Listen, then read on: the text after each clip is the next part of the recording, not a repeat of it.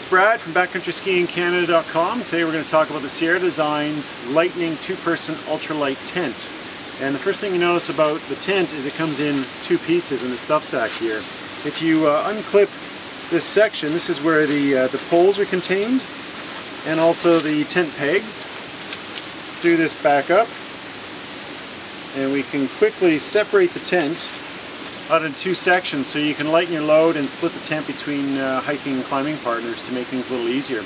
This is a 2-person tent and it is, as the name suggests, ultra light. It comes in at 1.56 kilos or about 3 pounds 7 ounces. It's a fairly roomy tent, as you'll see in a second when I set it up.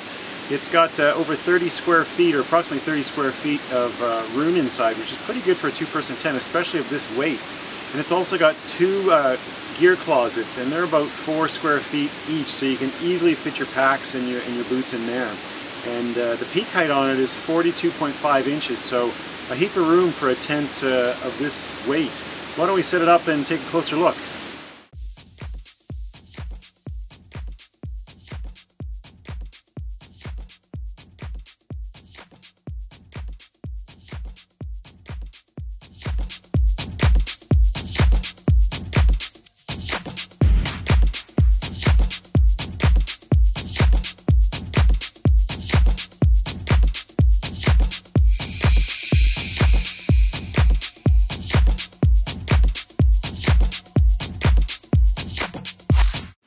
As you can see inside, there is lots of room inside for 2 people.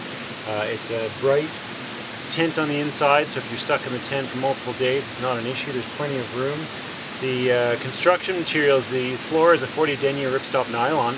The body, which is mostly mesh, is a 20 denier fabric, and then the fly itself is a 30 denier fabric. And the fly creates the gear closets, but it isn't needed on the rest of the tent, so you save weight by having less fabric in the tent overall.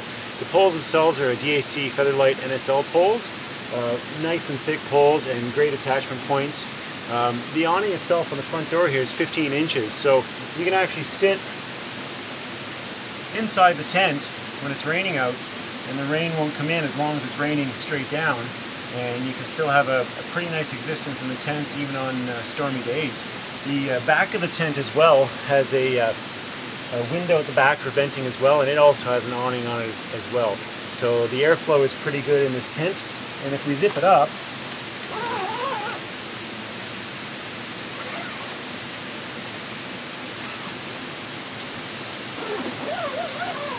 you can see that there's a pretty good mesh screen on the front. You're not going to get a lot of condensation in this tent because there is really good airflow.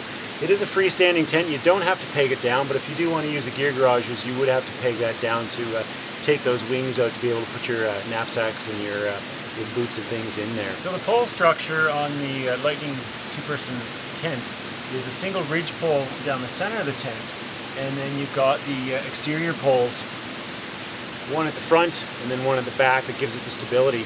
And it's fairly good considering it's got minimal pole structure. It's a fairly rigid tent, and it should hold up well to windstorms. We've had it out a few nights and mild winds, and it was fine to sleep in, you know, other than the standard noise you get from the fabric baffling in the wind, but it took the winds fine.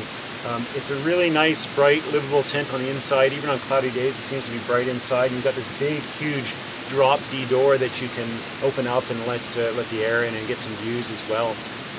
It's got a lot of space for gear on the sides and the 2 gear garages. You can put your packs and boots in there, and there's one for each person.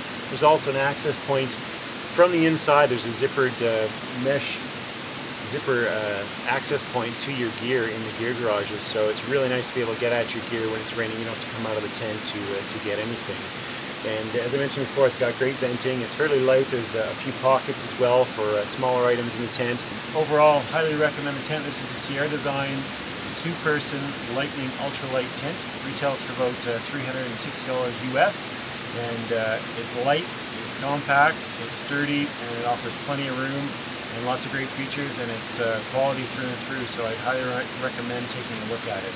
For more gear reviews, go to BackcountrySkiingCanada.com. Thanks a lot.